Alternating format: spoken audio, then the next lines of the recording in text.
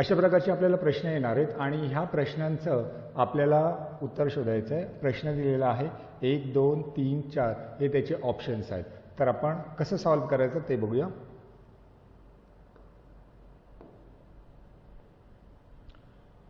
Okay, अक्षर आणि चिन्हांच्या खालील मालिकेचा संदर्भ घ्या. अक्षर आणि चिन्ह दिलेले, प्रश्नांचे उत्तर द्या. मोजणी केवळ डावीकडून उजवीकडे करायची आहे. ही डावी बाजू आहे असं जातं ते, आणि तिकडची उजवी बाजू आहे. तर एक अल्फाबेट ॲक्च्युली खाली आला आहे, पण आपली ही डावी बाजू आहे आणि ती उजवी बाजू आहे. तर हे आपल्याला दिलेलं आहे. प्रश्न काय त्यांनी विचारला आहे, जर मालिकेतून सर्व अक्षरे वगळली, ही जी मालिका आहे त्याच्यातली सगळी जी अक्षरं आहेत ती वगळली तर खालीलपैकी कोणते उजव्या टोकापासून 7वे असेल. 2 दिले त्यांनी. पहिला आपण काय करूयात, त्यांनी पहिलं काय सांगितलं, जर मालिकेतील सर्व अक्षरे वगळली. तर आपण पहिलं अक्षरं काढून टाकूया. 1,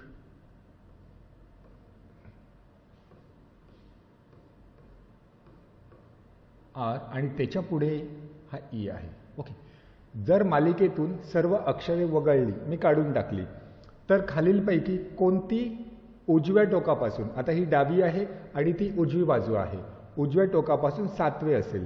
तर 7वं, इथून 7वं. एक जरा लक्षात घ्या, ही डावी बाजू आहे आणि इकडे उजवी बाजू आहे. आता उजवी बाजूचा जो ई आहे प्लस आणि ई, हा ॲक्च्युली इथे यायला पाहिजे, पण स्पेस कमी असल्यामुळे ती इकडे आली आहे. पण एनिवे आपण असं काउंट करूया. मी एक काम करतो, हे जे आहे प्लस ई इथून कट करतो, प्लस आणि ई इथे लिहिलं आहे.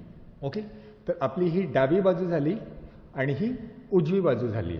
ओके, मी खाली लिहिलेलं ते फक्त तिथे लिहिलं, हे काढून टाकलं आणि याच्यामधला ई आपण काढून टाकतोय, ई काढून गेला.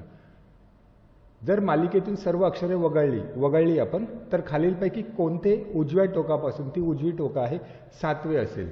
तर उरलेला आहे 1, 2, 3, 4, 5, 6 आणि 7. हे 7वं येतं. परत मोजूया आपण. जर मालिकेतून सर्व अक्षरे वगळली, डावी बाजू लिहिलं इथे आणि उजवी बाजू, हे खाली आलं होतं टायपो म्हणून मी हे कट करून तिथे लिहिलं, डावी बाजू आणि उजवी बाजू. सर मालिकेतील सर्व अक्षरे वगळली, काढून टाकली मी, तर खालीलपैकी कोणते उजव्या टोकापासून 7वं, ही उजवी बाजू आहे, 7वं कुठलं येईल उरलेल्यापैकी, 1, 2, 3, 4, 5, 6 आणि 7. अँड हा जो शब्द आहे हा आपला उत्तर असणार आहे. So this is our answer. Okay.